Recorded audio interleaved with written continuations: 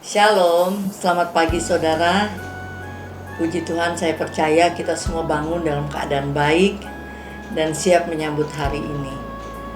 Sebelum hari ini kita akan melanjutkan Kejadian 22. Dan sebelum itu mari kita bersatu dalam doa.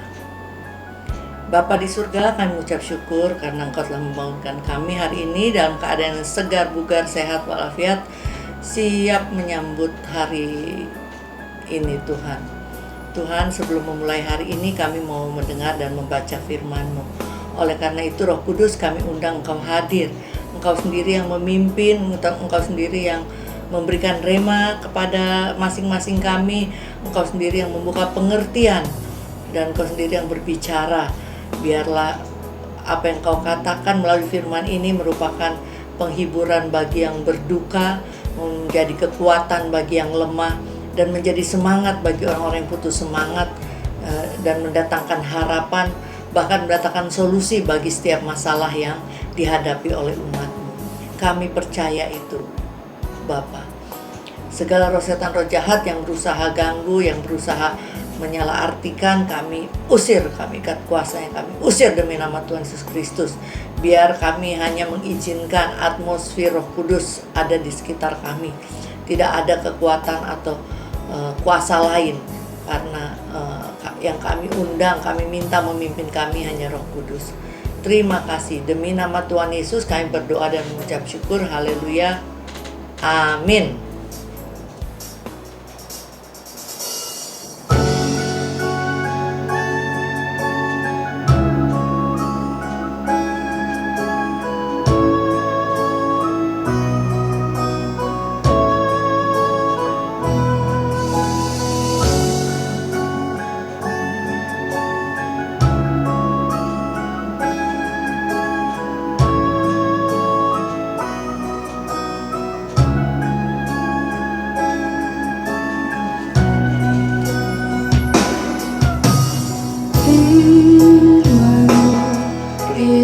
Bagi kakiku, terang bagi jalanku. Firman-Mu, kita bagi kakiku, terang bagi jalanku. Waktu ku bimbang dan hilang jalanku, tetaplah Kau di sisiku, dan takkan ku takut asal Kau di dekatku, besertaku selamanya. Benar Tuhan, besertalah dengan kami selamanya Tuhan. Kita bagi kakiku, terang bagi jalan. Ya Tuhan, inilah pengakuan kami Tuhan. Firman-Mu menjadi pelita bagi kaki kami dan menjadi terang bagi jalan kami Tuhan, sehingga kami tidak tersesat di jalan kehidupan kami selama kami hidup ini Tuhan. Biar firman-Mu senantiasa yang menuntun kami, memberi penghiburan, memberi kekuatan, memberi harapan, membangkitkan iman kami Tuhan. Biarlah kami senantiasa mendengarkan firman-Mu yang membangkitkan iman kami Tuhan. Firman-Mu, pelita bagi kakiku, terang bagi jalanku. Firman-Mu, pelita bagi kakiku, terang bagi jalanku. Waktu ku bimbang dan hilang jalanku, tetaplah Kau. Kadang-kadang kami bimbang Tuhan, tapi kami percaya Tuhan Kau senantiasa di sisi kami Tuhan. Kau di dekatku, besertaku selama selamanya.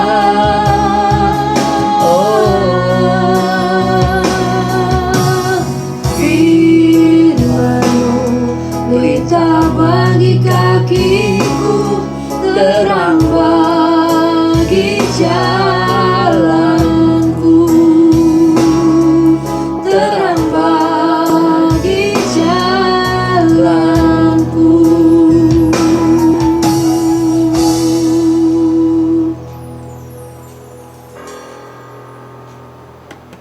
Siapkan buku catatan saudara beserta bolpen dan senantiasa harapkan rema dari Tuhan sebagai pegangan kehidupan saudara sehari-hari.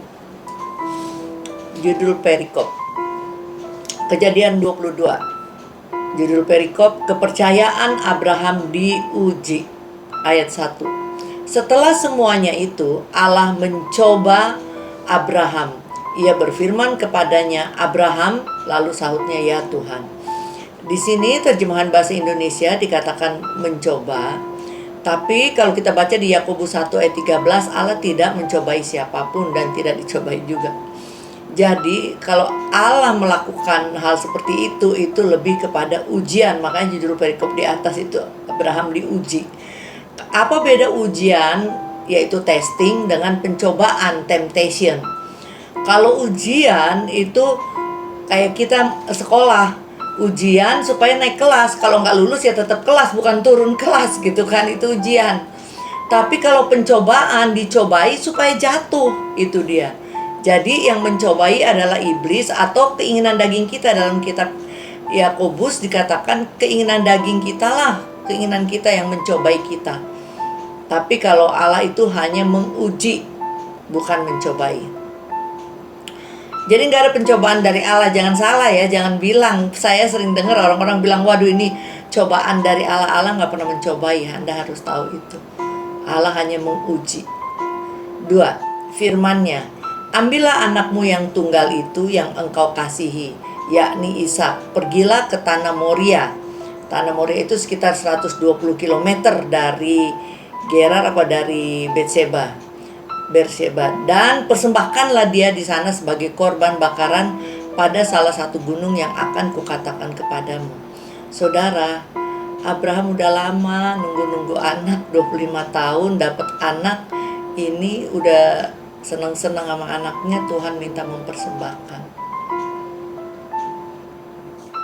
Ya saudara bisa bayangkan hati Abraham kira-kira kayak apa. Itu jauh lagi, 120 km. Mereka berjalan 3 hari. Jadi bayangin selama 3 hari apa yang Abraham rasakan. Ini dia gambarnya. Nah, semoga kursor saya kelihatan. Ini misalkan mereka mulai dari Gerar. Nah, ini perjalanannya. Nah, ini dia Bukit Moria. Meskipun di sana dikatakan ke tanah Moria, tapi yang ada ini adalah Bukit Moria yang kemudian di daerah Yerusalem itu adanya. Nah, kemudian tempelnya Bait Allah juga diadakan di sini. Jadi ini adalah suatu tempat yang historik, tempat yang saudara kita harus perhatikan karakter Tuhan kita. Karakter Tuhan kita itu dia bekerja dengan pattern. Jadi sekali dia kerja di bukit, misalkan di Bukit Moria, entar di situ ada kejadian yang sama. Jadi Tuhan mengulang-ulang begitu. Jadi misalkan contohnya yang jadi kuburannya Raja Daud, di situ juga pertama gereja ada, kemudian jadi David Tomb. Kalau saudara pergi ke Israel, saudara bisa lihat nanti. Jadi di tempat yang sama itu, misalkan satu tempat, di situ ada beberapa kejadian bersamaan dalam tempo yang different, yang berbeda-beda, waktu yang berbeda, tapi tempatnya sama di situ.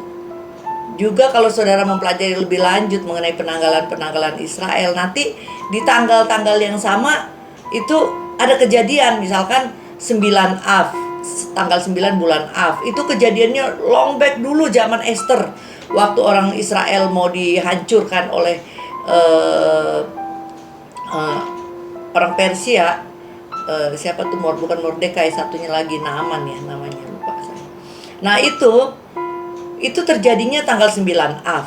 Nah ntar udah years before, udah ke depan lagi, itu waktu bait Allah dihancurkan, itu juga 9 Av, 9 Av gitu. Jadi Tuhan itu, kita makanya kalau kita baca Alkitab kita tahu, oh Tuhan bekerja dengan pattern. Jadi kita bisa antisipasi apa-apa gitu, kita bisa, kalau kita punya gambaran yang besar mengenai sifat dan karakter Tuhan kita, tentu lebih mudah bagi kita. Karena kita tahu, oh Tuhan itu tuh pasti selama ini berpattern seperti ini. Tuhan itu maha kasih. Jadi kita bisa pegang itu, oh dia berulang-ulang berbelas kasihan gitu. Dia berulang-ulang mengasihi. Jadi kita bisa pegang gitu karakter Tuhan. Nah jadi ini perjalanannya selama 3 hari ini, dari ya entah dari Berseba atau dari Gerar, tidak dijelasin karena kan saya katakan kemarin, kita udah jelaskan kan, Abraham kemungkinan punya 2 rumah. Jadi perjalanan 3 hari itu, selama 3 hari saudara bisa bayangin perasaan Abraham bahwa selama 3 hari tentu pergumulan yang berat ya. Waduh, nanti kalau nyampe anak gue harus gue bunuh gitu, harus gue persembahkan. Itu pergumulan meskipun dipersembahkan kepada Tuhan, dan kita tahu bahwa itu pasti, kalau dengan Tuhan pasti udah pastilah surga ininya lebih indah, lebih bagus bagi Ishak. Tapi sebagai manusia dengan kedagingan ya, meskipun kita tahu anak kita nanti di tempat yang lebih baik, yang jutaan kali lebih baik, tapi kita kan sebagai manusia masih hidup dengan darah dan daging gitu, kita nggak mau kehilangan dia dulu gitu kan. Ya demikian juga Abraham. Ayat 3, keesokan harinya pagi-pagi bangunlah Abraham, ia memasang pelanat keledainya dan memanggil 2 orang bujangnya beserta Ishak anaknya. Ia membelah juga kayu untuk korban bakaran itu. Lalu berangkatlah ia dan pergi ke tempat yang dikatakan Allah kepadanya. Jadi Abraham ini patuh. Ini hal-hal yang positif yang perlu kita pelajari dari Abraham. Dia nggak menunda-nunda, langsung keesokan harinya pagi-pagi dia udah bergegas gitu kan. 4, ketika pada hari ketiga Abraham melayangkan pandangnya, kelihatanlah kepadanya tempat itu dari jauh. Jadi hari ketiga udah mau sampai, nggak tahu sampai ke sana hari keberapa, tapi minimum ya lebih dari 3 hari perjalanan itu. Ya saudara bisa bayangkanlah 120 km jalan kaki atau mungkin pakai onta ya, kalau keledai, kalau nggak salah ada keledai. Itu ya tetap juga lama, nggak cepet-cepet banget. Lain kalau naik Kijang atau naik Kijang Toyota Kijang apa itu lain lagi. Ini kan kayaknya naik keledai deh. 3, kata Abraham kepada kedua bujangnya itu. Nah itu deh keledai. Tinggallah kamu di sini dengan keledai ini. Jadi keledai ini kayaknya tahu buat tunggangan atau buat angkat kayu, bawa kayunya. Aku beserta anak ini akan pergi ke sana. Kami akan sembahyang. Sesudah itu kami kembali kepadamu. Saudara, dari pernyataan ini sebenarnya kita bisa melihat Abraham itu udah benar mengenal karakter Allah, dan dia beriman bahwa kami akan kembali kepadamu. Jadi bukan saya akan kembali kepadamu, tapi kami. Dia percaya utuh, pergi 2 pulang 2. Jadi kayaknya di sini tersirat bahwa Abraham tuh emang udah beriman, udah tahu karakternya Allah, udah tahu nggak mungkin lah gitu. Tapi ya kita juga nggak bisa memastikan ya, tapi dari mempelajari Allah kita bisa 90% kalau kita udah benar mengenal Allah, tahu gitu apa yang Allah akan lakukan dalam kehidupan kita. Kalaupun miss 10% ya mungkin kadang-kadang kita terlalu pede yang Tuhan nggak mau gitu loh, melebihi Tuhan gitu. Kita nggak boleh terlalu percaya diri melebihi Tuhan, bukan percaya Tuhan tapi percaya diri. Nah itu berbeda. Misalkan orang mendoakan orang sakit, itu melebihi Tuhan, langsung bilang kamu pasti sembuh, atau bagaimana ya, kata-kata yang over gitu loh. Padahal itu kan harus keputusan Tuhan gitu. Tuhan akan sembuhkan kamu atau bagaimana ya, pokoknya Tuhan gak suka kalau yang kitanya over, berlebihan. Tetap meskipun kita tahu karakter Tuhan, tetap kita harus menomorsatukan Tuhan menurut kehendaknya lah, kehendak Tuhan. Kalau Tuhan berkehendak, itu yang harus kita utamakan. 6. Lalu Abraham mengambil kayu untuk korban bakaran itu dan memikulkannya ke atas bahu Ishak anaknya, sedang di tangannya dibawa api dan pisau. Demikianlah keduanya berjalan bersama-sama. Saudara, ini kayu untuk membakar pengorbanan itu jumlahnya nggak mungkin kan, cuma 3 kayu. Itu pasti serombongan kayu, dan itu bukan enteng. Itu udah pasti berat, dan dikatakan memikulkannya ke atas bahu Ishak. Nggak mungkin anak 5 tahun Abraham suruh pikul kayu. Pasti Ishak juga udah cukup kuat. Mungkin udah teenagers, untuk umur belasan gitu, udah kuat mengangkat kayu. Sedangkan Abraham ya udah tua, udah pasti dia 100 berapa, udah lebih dari 100, karena waktu melahirkan Ishak aja kan umurnya udah 100 gitu. 7. Lalu berkatalah Ishak kepada Abraham ayahnya, "Bapa," sahut Abraham, "Ya anakku." Bertanyalah ia, "Di sini sudah ada api dan kayu, tetapi di manakah anak domba untuk korban bakaran itu?" Saudara, perhatikan kata anak domba. Ini semua adalah simbol. Yesus kita kenal sebagai anak domba Allah. 8. Sahut Abraham, "Allah yang akan menyediakan anak domba untuk korban bakaran baginya, anakku." Jadi Abraham ya udah tahu, dia udah mengatakan gitu. Demikianlah keduanya berjalan bersama-sama. 9. Sampailah mereka ke tempat yang dikatakan Allah kepadanya. Lalu Abraham mendirikan mezbah di situ. Disusunnyalah kayu, diikatnya Ishak anaknya itu, dan diletakkannya di mezbah itu di atas kayu api. Saudara, pada saat kita membaca ini kayak smooth gitu, lancar. Sampai mereka ke tempat yang dikatakan Allah, lalu Abraham mendirikan mezbah di situ. Disusunnyalah kayu, diikatnya Ishak anaknya itu, dan diletakkannya di mezbah itu di atas kayu api. Enak ya bacanya, lancar. Tapi saudara bisa membayangi tsunami perasaan yang dialami oleh Abraham. Bisa bayangkan. Waktu dia mengikat Ishak. Ishak juga pasti bertanya, "Kenapa aku diikat?" Terus apalagi waktu diletakkan di atas mezbah itu. Saudara, ini benar-benar suatu goncangan emosi, kalau saya bisa katakan. Itu anak satu-satunya yang udah diharapkan. Ishak juga kan udah teenager kemungkinan. Dia juga pasti goncangan perasaan. Wah, ini ayahku mau yang korbankan aku yang mau jadi korban.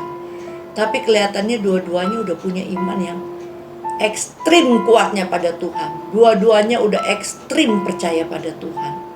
Makanya sekarang kita bisa baca dengan lancar, smooth. Tapi saudara harus bayangkan, itu goncangan emosi dan perasaan yang terjadi waktu itu sangat berat. Kita juga pernah mengalami goncangan-goncangan kehidupan. Tapi ini goncangannya sangat berat antara ayah dan anak yang harus dikorbankan. 10. Sesudah itu Abraham mengulurkan tangannya lalu mengambil pisau untuk menyembelih anaknya. Gimana Ishak? Merasakan, mungkin matanya ditutup, apa-apa nggak tahu, yang nggak dijelaskan di sini.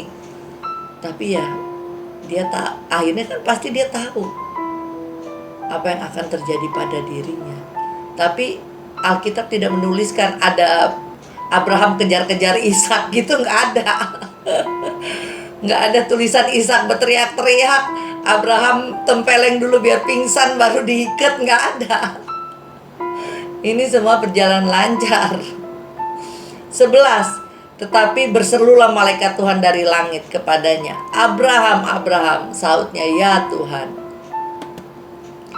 Lalu Allah berfirman, "Jangan bunuh anak itu, jangan kau apa-apakan dia, sebab telah ku ketahui sekarang bahwa engkau takut akan Allah, dan engkau tidak segan-segan untuk menyerahkan anakmu yang tunggal kepadaku."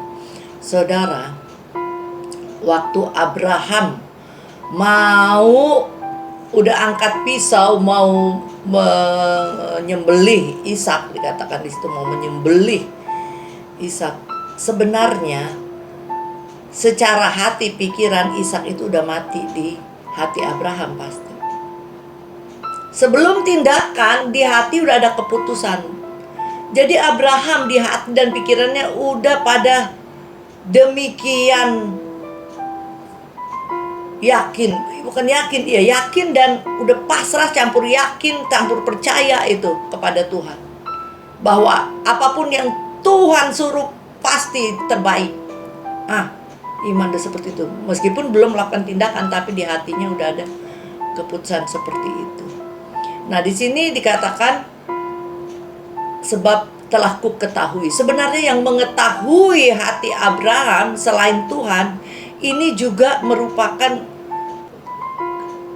informasi kepada Abraham sendiri, bahwa dia juga sedemikian jauh mencintai dan percaya kepada Tuhan, sampai dia pun rela melakukan, mempersembahkan anaknya kepada sebagai korban persembahan kepada Tuhan. Sebenarnya saudara, waktu itu juga udah ada kebiasaan seperti ini. Kalau kita baca di Alkitab, di kitab apa nanti kapan kita sampai dalam pembicaraannya, tahu saya lupa, Yeremia apa Yesaya atau apa, bahwa memang ada kebiasaan mempersembahkan anak itu untuk dipersembahkan kepada dewa Molok. Itu udah ada. Tapi ya itu kan memang orang yang nggak punya perasaan. Maksudnya mereka udah orang jahat, hatinya udah tebal, hatinya udah nggak punya perikemanusiaan, maksudnya udah kebal gitu. Tapi ini berbeda dengan Abraham, orang yang senantiasa komunikasi dengan Tuhan dan hatinya lembut gitu kan. Nah, ini ia tidak segan-segan menyerahkan anaknya yang tunggal kepada Tuhan. 13. Lalu Abraham menoleh dan melihat seekor domba jantan di belakangnya yang tanduknya tersangkut dalam belukan. Abraham mengambil domba itu lalu mengorbankannya sebagai korban bakaran pengganti anaknya. Saudara, itu ada domba jantan, tanduknya tersangkut di belukar. Saudara bisa bayangkan kan, kalau ada domba tanduk nyangkut di belukar, emang si domba akan duduk manis? Pasti enggak. Dia pasti berontak. Kok bisa Abraham nggak ngelihat? Karena ini seperti kejadian Hagar waktu Hagar nggak ngelihat ada sumur di Berseba situ, ya di Berseba ya. Belum dibukakan. Nah, ini Abraham juga udah dibukakan oleh Tuhan dan dia bisa melihat ada seekor domba dan diambil domba itu mengorbankannya sebagai apa? Pengganti anaknya. Ini juga semua simbol Tuhan. Jadi anak domba Tuhan sediakan untuk pengganti anaknya yang harusnya dipersembahkan. Ini semua simbol yang harusnya terbunuh gitu, harusnya mati. Tapi ada anak domba, jadinya anaknya gak jadi mati.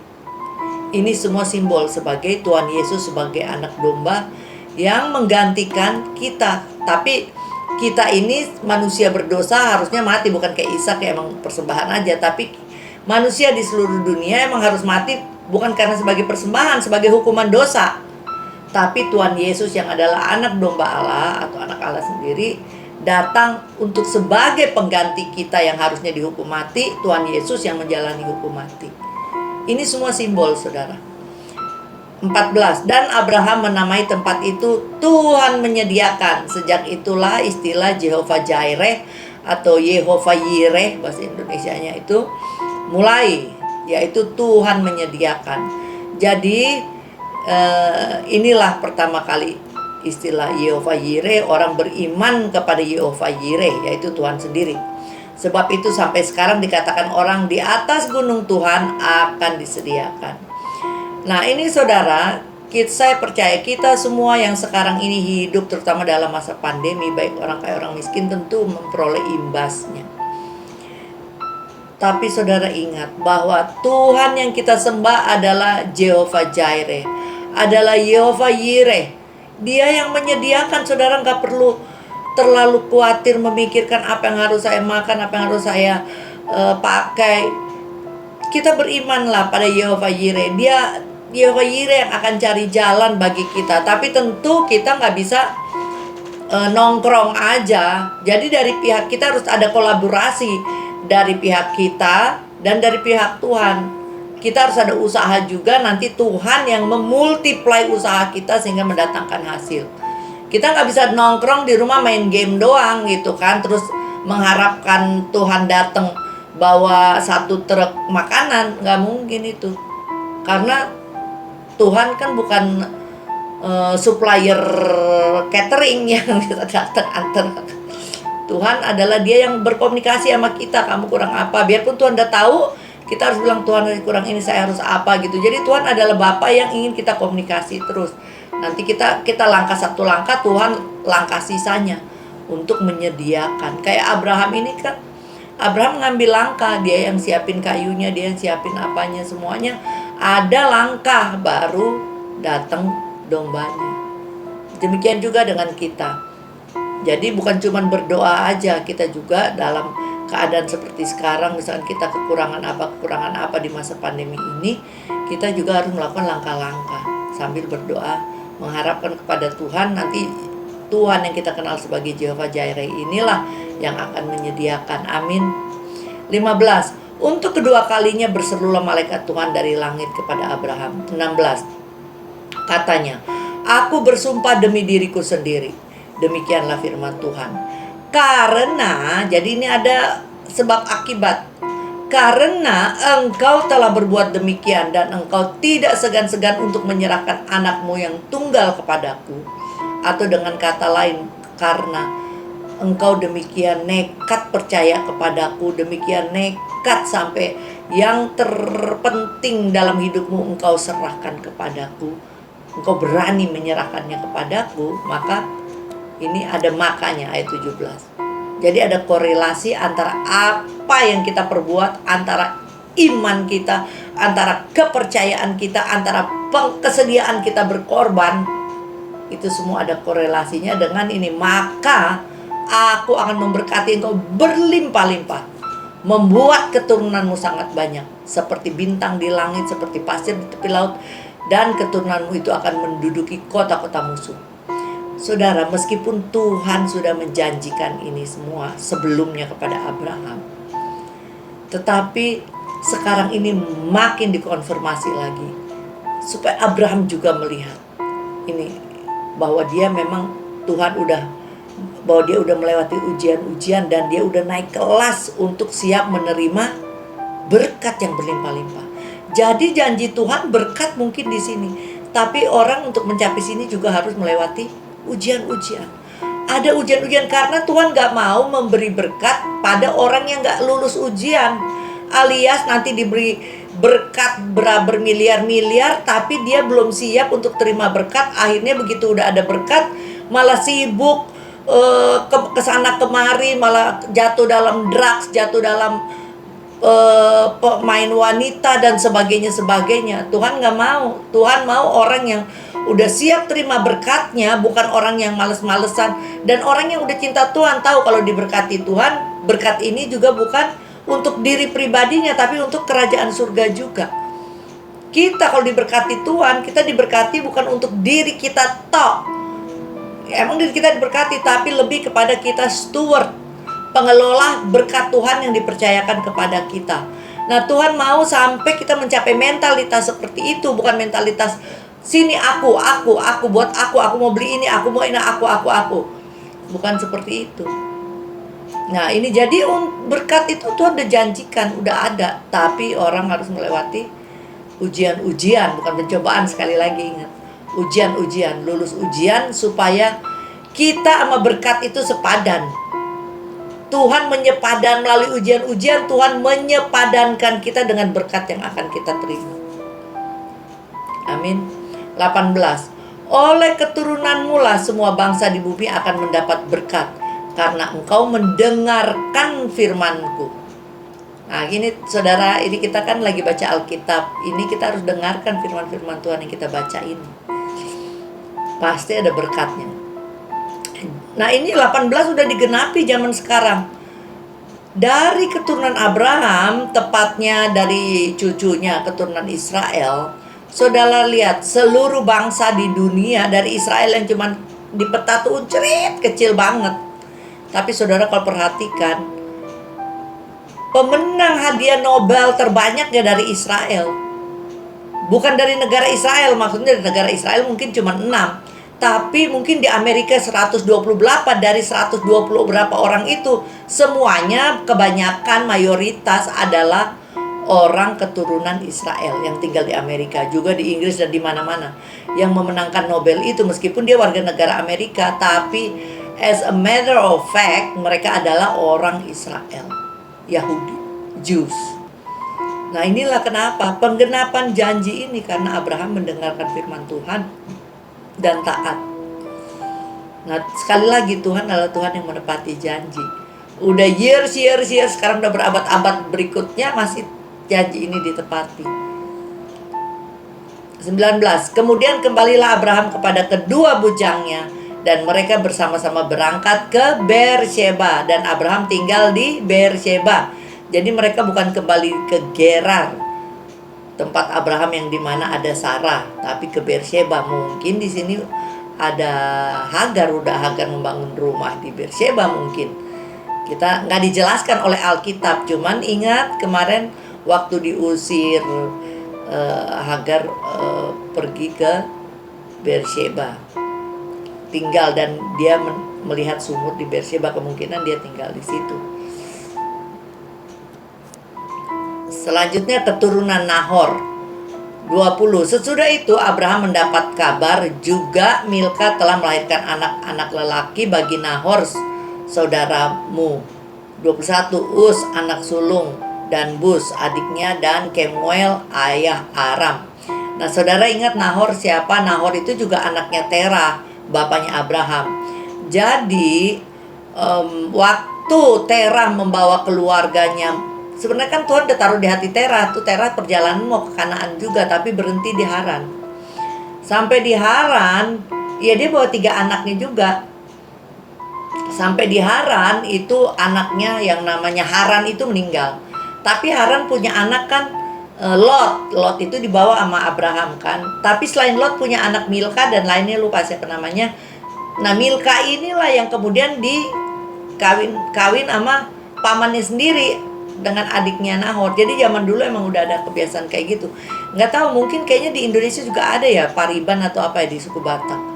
Jadi ya ini Milka ini sebenarnya keponakannya Nahor. Milka ini anaknya Haran. Selanjutnya 22 juga Keset, Hazo, Pildas, Yildaf, dan Betuel. 23. Dan Betuel memperanakan Ribka. Ingat saudara siapa Ribka? Ribka ini yang kemudian menikah dengan Ishak. Kedelapan orang inilah dilahirkan Milka bagi Nahor saudara Abraham itu. Jadi ya mereka ini ya menikahnya dia juga, tapi memang nggak langsung saudara langsung. Tapi ya seperti gini, keponakan.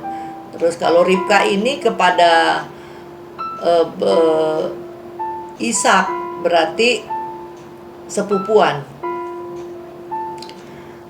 24. Dan sepupuan atau keponakan ya. Ya saudara cari sendiri deh. 24. Dan gundik Nahor yang namanya Reuma melahirkan anak juga, yakni Taba, Gaham, Tasah, dan Maka. Saudara, sampai sedemikian jauh pembacaan firman Tuhan pada hari ini. Oh, ini yang kemarin. Apa yang rema yang saudara peroleh, jangan lupa catat di buku catatan saudara. Untuk suatu hari mungkin saudara perlukan untuk menguatkan lagi saudara, atau untuk saudara share ke teman dan keluarga yang saudara ingin share, yang membutuhkan rema-rema tersebut. Baik, dari saya untuk hari ini terhadap saya, rema yang Tuhan taruh adalah ayat 10. Sesudah itu Abraham mengulurkan tangannya lalu mengambil pisau untuk menyembelih anaknya. Nah, inilah puncak iman Abraham.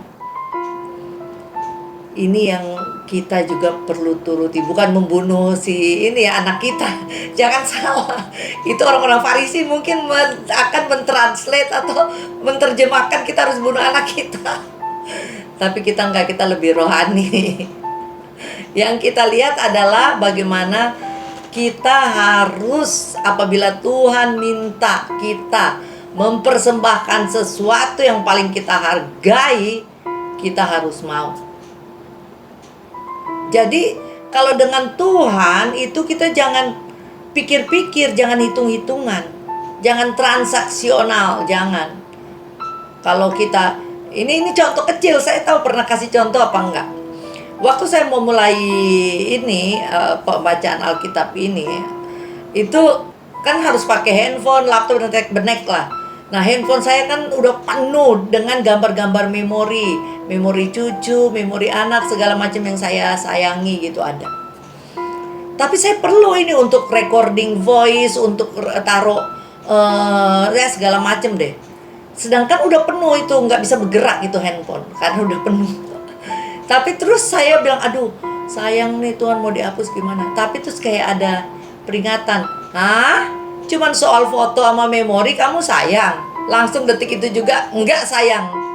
4.000 foto dan memori video, langsung saya select all, delete all. Ya, itu cuma hal kecil, foto aja masa saya mau berargumen sama Tuhan. Jadi sekarang handphone saya teng luas, mau recording, mau apa tentang firman, acara firman, membaca firman Allah ini, ya udah bebas gitu kan. Jadi ya itu cuma contoh kecil, tapi ya kita harus berkomunikasi sama Tuhan. Jadi kita tahu, kayak saya itu kan juga komunikasi sama Tuhan. Jadi kayak Tuhan taruh di hati saya kayak pertanyaan seperti kayak gitu. Masa cuma hal sepencil gitu mau mikir-mikir gitu kan. Jadi Tuhan adalah Tuhan yang mengizinkan ujian. Bukan pencobaan ya, ujian. Tetapi dengan karakter Tuhan yang penuh kasih, kalau kita percaya akan karakter Tuhan yang penuh kasih, maka dalam menjalankan ujian kita harus beriman bahwa di akhir ujian kalau kita dapat melaluinya, maka ada berkat yang besar. Amin. Baik saudara, sampai sedemikian jauh pembacaan firman kita pada hari ini. Kita akan masuk dalam doa penutup. Apabila ada permohonan doa bisa ditulis di kolom komen untuk kami bawakan dalam doa pribadi kami ataupun dalam session berikutnya. Baik, mari kita bersatu dalam doa. Bapa di surga, kami mengucap syukur atas firman-Mu hari ini Tuhan. Kami percaya firman-Mu itu adalah penghiburan bagi kami, adalah kekuatan bagi kami Tuhan, adalah harapan yang memberi harapan bagi hati yang putus asa Tuhan. Kami percaya Tuhan, biarlah Tuhan firman-Mu yang kami dengar Tuhan membangkitkan iman kami, karena kami percaya sesuai dengan firman-Mu, iman bangkit dari pendengaran akan firman Tuhan. Jadi Tuhan, biarlah iman kami semakin hari semakin bangkit Tuhan, dan kami benar-benar apabila Engkau minta mengorbankan apa yang Engkau inginkan untuk kami korbankan, biarlah kami tidak ragu-ragu untuk mengorbankannya, karena kami percaya bahwa Engkau adalah Tuhan yang penuh kasih. Kami percaya Tuhan adalah Tuhan yang sangat mengasihi kami, lebih dari kami mengasihi diri kami sendiri, lebih daripada kami mengasihi anak-anak kami dan sebagainya. Engkau adalah Tuhan yang sangat pengasih, mengatasi segala sesuatu. Tuhan, kami mengucap syukur karena kami yang tidak layak ini Engkau layakkan mempunyai Bapa seperti-Mu Tuhan. Kami mengucap syukur Tuhan. Sepanjang hari ini biarlah Tuhan kami senantiasa menyenangkan-Mu, Bapa kami yang layak kami senangkan, yang telah lebih dahulu menyenangkan kami. Bapa, kami teringat orang-orang yang harus keluar rumah hari ini untuk bekerja Tuhan. Tuhan, dimanapun mereka Engkau tempatkan, biarlah mereka menjadi terang di sana Tuhan, menjadi solusi untuk masalah yang dihadapi di tempat itu Tuhan. Biarlah mereka menjadi orang-orang perkasa, orang-orang bijaksana, di mana semua orang melihat inilah anak-anak Tuhan yang benar, sehingga orang-orang mengikuti-Mu Tuhan. oleh terang-terang yang anak-anakmu pancarkan di tempat di mana mereka berada.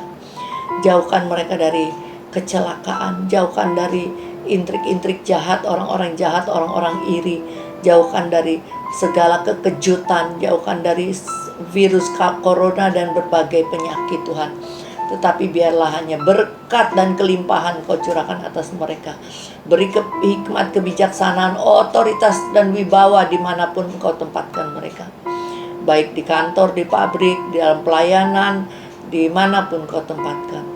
Tuhan, kami juga berdoa untuk anak-anak kami, generasi penerus kami. Tuhan, jangan sampai kami kehilangan satu generasi yang takut akan Tuhan, tapi biarlah terus turun ke bawah, bangkit generasi-generasi yang takut akan Tuhan, yang cinta Tuhan, yang menjadi pemenang-pemenang jiwa, anak-anak perkasa di bumi.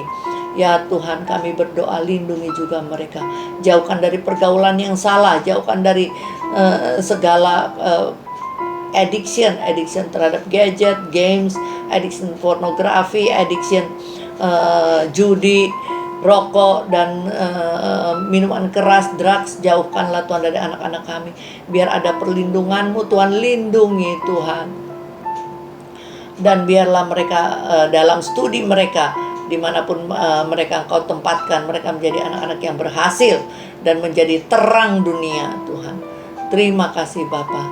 Tuhan, kami juga teringat untuk orang-orang yang hari ini Tuhan sedang bergumul, berjuang untuk bisnisnya yang sedang mandek Tuhan. Tuhan, tolong beri jalan keluar Tuhan. Beritahu Tuhan, kirimkan order-order Tuhan, supaya mereka bisnisnya bisa bangkit kembali di masa pandemi ini. Biarlah dunia gelap, tapi Tuhan, kami hanya berharap padamu. Kami tahu Tuhan, sumber berkat kami bukan dari dunia, tapi dari keputusan-Mu yang ingin memberkati kami Tuhan. Orang-orang yang sedang mencari pekerjaan Tuhan, atau sedang bekerja Tuhan, tetapi belum ada promosi Tuhan, biarlah terbuka promosi bagi mereka. Segala penghalang-penghalang yang dibuat iblis untuk promosi mereka, kami hancurkan demi nama Tuhan Yesus. Tetapi apabila ada hal-hal yang mereka harus lebih mahir, lebih ahli, maka Tuhan, berilah mereka, buka pintu untuk training dan sebagainya, supaya mereka bisa upgrade keahlian mereka. Untuk orang-orang yang bahkan habis dipecat, harus mencari pekerjaan yang baru, Tuhan, Engkaulah harapan mereka Tuhan. Tuhan, Engkau taruh di hati mereka apa, kemana mereka harus melamar pekerjaan, apa yang harus ditulis dalam lamaran, dan saat interview apa yang harus mereka katakan. Tuhan, biar Roh Kudus-Mu menolong menaruh kata-kata di mulut bibir mereka, sehingga saat interview mereka mengatakan hal-hal yang bagus, yang hebat, out of the box, yang daripadamu Tuhan, sehingga mereka bisa diterima dalam pekerjaan. Dan apabila ada hal-hal yang harus mereka ubahkan, Tuhan, beri hati yang lembut supaya mereka berubah. Apabila itu merupakan suatu ujian, Tuhan, biar mereka mengerti bahwa ini ujian. Jadi Tuhan, sertai mereka, dan Tuhan, segala sesuatu yang menghalangi mereka, apabila itu dari iblis, menghalangi mereka untuk memperoleh pekerjaan, kami hancurkan penghalang-penghalang iblis demi nama Tuhan Yesus Kristus. Tuhan, bangkitkan iman mereka, biarlah seperti Abraham, mereka percaya akan kasih-Mu dan beriman kepadamu. Terima kasih Bapa. Tak lupa kami juga berdoa untuk orang-orang yang berduka cita, bersedih karena telah kehilangan orang-orang yang dikasihi, ditinggal meninggal, maupun orang-orang yang dikhianati oleh orang-orang yang dikasihi, yang hatinya sedang hancur, hatinya sedang sedih. Tuhan, hiburkan mereka Tuhan. Penghiburan dan kekuatannya daripadamu biarlah tercurah atas mereka Tuhan. Mereka yang sedang berbeban berat, tolong Tuhan, supaya mereka bisa memikulnya dengan ringan, karena ada Engkau bersama mereka menanggung beban mereka. Tolong mereka melewati hari-hari yang sulit ini Tuhan, dengan kekuatan yang daripadamu. Tuhan, kami juga berdoa Tuhan untuk orang-orang yang relationship antara suami istri dan orang tua anak yang sedang buruk Tuhan, dalam nama Tuhan Yesus. Roh perpecahan kami usir dari keluarga mereka demi nama Tuhan Yesus. Biarlah Tuhan taruh hati yang mau memaafkan, hati yang lembut, hati yang saling mengasihi, tercurah atas mereka demi nama Tuhan Yesus. Roh union, persatuan, tercurah atas mereka. roh-roh kebencian, roh sakit hati, kepahitan, kami cabut demi nama Tuhan Yesus Kristus. Kami curahkan damai sejahtera dari Tuhan tercurah atas keluarga ini demi nama Tuhan Yesus. Tuhan, kami percayakan seluruh hari ini ke dalam tangan-Mu. Biarlah hari ini menjadi hari yang penuh berkat, hari yang penuh kemenangan, dan hari yang menyenangkan hati-Mu. Ampuni dosa dan kesalahan kami, layakan kami, sepadankan kami untuk siap menerima berkat-Mu yang melimpah. Terima kasih Bapa. Demi nama Tuhan Yesus kami berdoa dan mengucap syukur. Haleluya. Amin. Baik saudara, angkat hati dan terimalah berkat Tuhan. Kiranya kasih dari Allah Bapa kita, damai sejahtera dan kemurahan dari Tuhan Yesus Kristus, persekutuan, bimbingan, pimpinan Roh Kudus, sukacita dari Roh Kudus kiranya menyertai saudara sekalian dari saat ini sampai Maranatha. Tuhan Yesus memberkati. Amin. Baik saudara, selamat pagi, selamat beraktivitas. Ingat, selalu jadilah pelaku firman dalam setiap situasi. Tuhan Yesus memberkati. So guys, jangan lupa ya like dan share ke teman-teman kalian. Tekan tombol subscribe-nya, nyalakan belnya atau loncengnya. Thanks guys, God bless.